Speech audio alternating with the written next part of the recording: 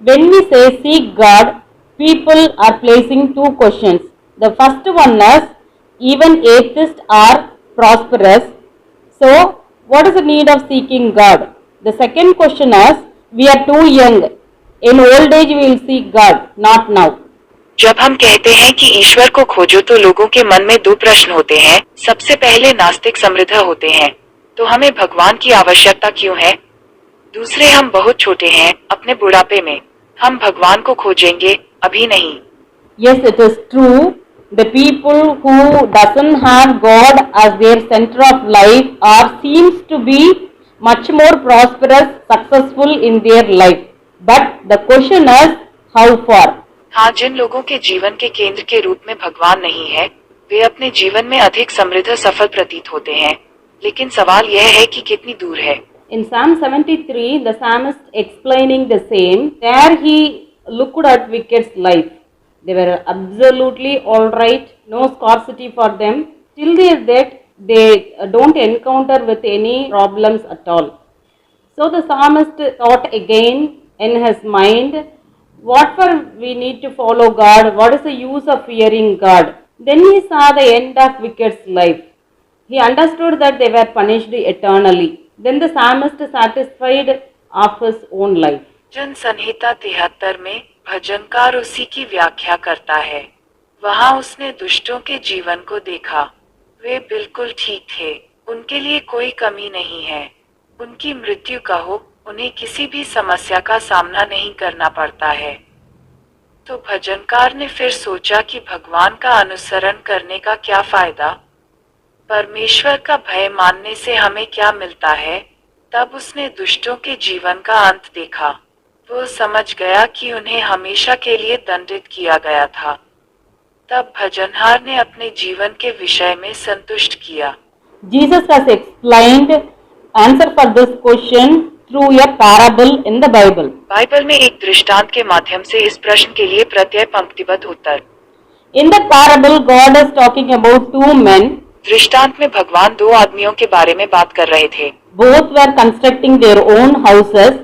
God called one foolish and the other man wise, because the foolish man building his house on sand, where the wise man was building his house on rock. दोनों अपना अपना मकान बना रहे हैं।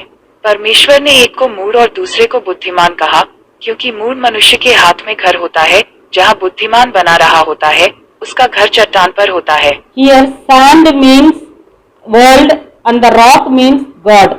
So one man, he is possessing all the worldly possessions, or he was so eager to earn all the worldly things, whereas the wise man was much more concerned about the spiritual things. He is seeking God. यहाँ रेत का अर्थ है संसार और चट्टान का अर्थ है ईश्वर। मूर्ख व्यक्ति सभी सांसारिक पदों को प्राप्त करने के लिए बहुत उत्सुक था।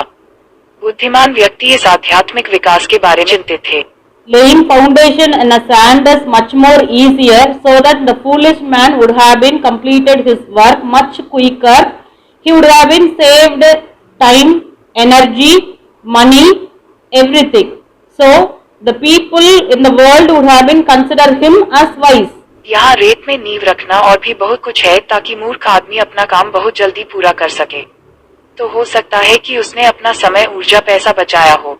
But in contrast, when you take this wise man, he might have been spent throughout his life to build his building because the basement is on the rock.